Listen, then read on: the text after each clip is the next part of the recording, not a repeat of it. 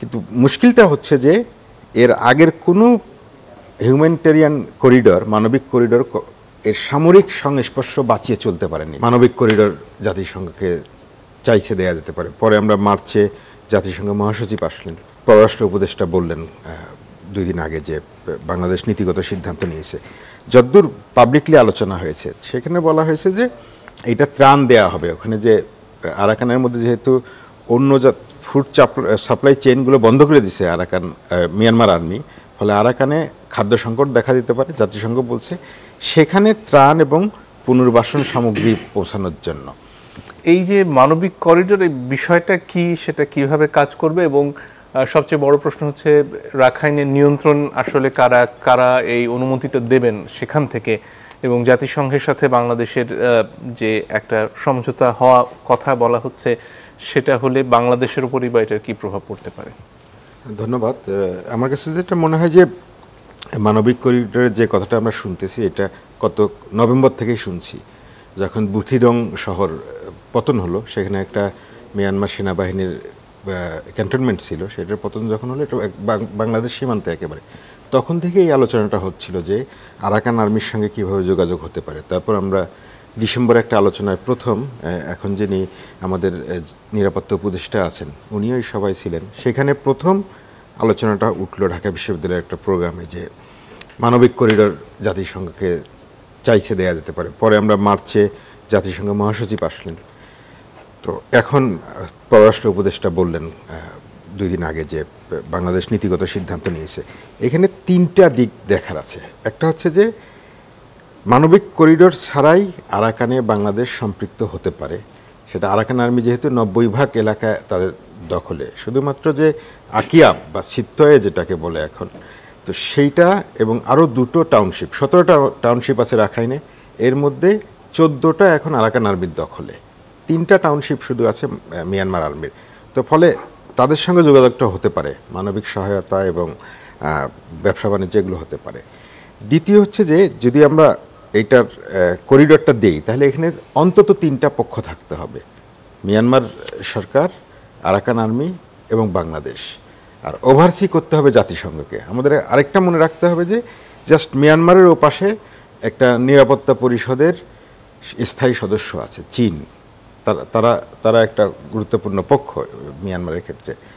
তো এই ফলে এর ভূরাজনৈতিক দিকটা হচ্ছে সবগুলো মিলে আমাদের করতে হবে। তৃতীয় যেটা হচ্ছে রাজনৈতিক মানবিক করিডোর প্রকৃতিটা কি হবে, সেখানে কি কাজে এটা লাগবে? এইটা মানবিক করিডোরটা কিছু উদাহরণ আছে, যেমন আমরা দেখেছি বসনিয়া হার্জেগোভিনা যখন যুদ্ধ হলো 93 সালে, তখন সেখানে আমরা দেখেছি যে এটা করেছে যে 3টা এলাকা, এই 3টা এলাকা নিরাপদ জোন, এখানে জাতিসংঘ থেকে ত্রাণ দেয়া হবে এবং এখানে কোনো পক্ষই হামলা করবে না, এরকম একটা হয়। আমরা এই আজারবাইজান এবং আর্মেনিয়ার মধ্যে যে যুদ্ধটা হলো সর্বশেষ 2023 সালে, তো সেখানে আমরা দেখেছি যে এনক্লেভ ছিল একটা আর্মেনিয়ার, সেখান থেকে আজারবাইজানের, সেখান থেকে আর্মেনিয়ান লোকরা মূল আর্মেনিয়াতে চলে আসবে। তো 6 কিলোমিটার একটা এলাকা, এই রাস্তাটা কেউ হামলা করবে না, তারা যেতে পারবে, এবং তখনকার রাশিয়ান সেনাবাহিনী এটাকে পাহারা। 2 রকম। থার্ড আমরা একটা দেখেছি যে এখন যেটা কঙ্গোতে একটা হিউম্যান করিডোর চলছে, যে সেনাবাহিনী এবং বিদ্রোহী বাহিনী 2 পক্ষের মধ্যে যুদ্ধ চলছে, কিন্তু যারা এই 2 পক্ষের এলাকা ছেড়ে অমুক রাস্তা দিয়ে চলে যাবে থার্ড অংশে কঙ্গোর, তাদেরকে হামলা করা হবে না। এরকম করে 3টা উদাহরণ আমাদের আছে যে মানবিক করিডোরগুলো এরকম হয়। বাংলাদেশের ক্ষেত্রে যেটা শোনা যাচ্ছে, যদ্দূর পাবলিকলি আলোচনা হয়েছে সেখানে বলা হয়েছে যে এটা ত্রাণ দেয়া হবে। ওখানে যে আরাকানের মধ্যে যেহেতু অন্য ফুড সাপ্লাই চেইনগুলো বন্ধ করে দিছে আরাকান মিয়ানমার আর্মি, ফলে আরাকানে খাদ্য সংকট দেখা দিতে পারে। জাতিসংঘ বলছে সেখানে ত্রাণ এবং পুনর্বাসন সামগ্রী পৌঁছানোর জন্য।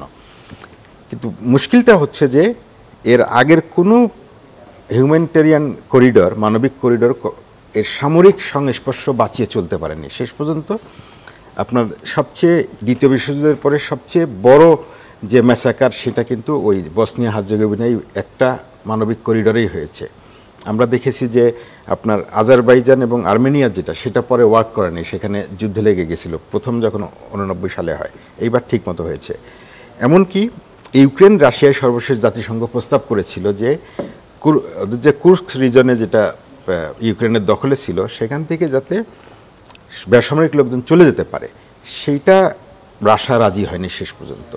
তো ফলে এর ভূরাজনৈতিক দিকটা হচ্ছে যে যদি আমরা মানবিক করিডর দেই, সেটা শেষ পর্যন্ত সামরিক দিকে টার্ন করার নজির গোটা দুনিয়ায় আছে। এখানে আমরা এখনো দেই নাই, কিন্তু যেখানে যেখানে দেয়া হয়েছে সেখানে এটা বেসামরিক থাকতে পারেনি, মানবিক থাকতে পারেনি। তৃতীয় যেটা বলি যে সেক্ষেত্রে বাংলাদেশ যদি দেয়, সেক্ষেত্রে কি বাংলাদেশের সেনাবাহিনীরও সেখানে উপস্থিতি থাকার প্রয়োজন হবে? বাংলাদেশের ক্ষেত্রে জাতিসংঘ বলছে যে তারা এটা ওভারসি করবে। জাতিসংঘ মানে হচ্ছে যে আপনার নিরাপত্তা পরিষদের সদস্যগুলোকে লাগবে যারা ওভারসি করতে পারে। চীনের কনসেন্ট অবশ্যই লাগবে, সে একই সঙ্গে তো জাতিসংঘ স্থায়ী পরিষদের সদস্য। আবার এইটা মিয়ানমার আর্মি যাতে এতে আকাশপথে হামলা না করে, তারা এখনও রাখাইনে কোথাও কোথাও হামলা করতেছে, সেই নিশ্চয়তা আসতে হবে মিয়ানমার আর্মির কাছ থেকে, জান্তার কাছ থেকে। তিনটা পক্ষ, বাংলাদেশ, আরাকান আর্মি, মিয়ানমারকে লাগবে, একই সঙ্গে জাতিসংঘের তত্ত্বাবধান এবং নিরাপত্তা পরিষদের বিশেষ করে চীনের সম্মতি লাগবে, আমি যতদূর বুঝি।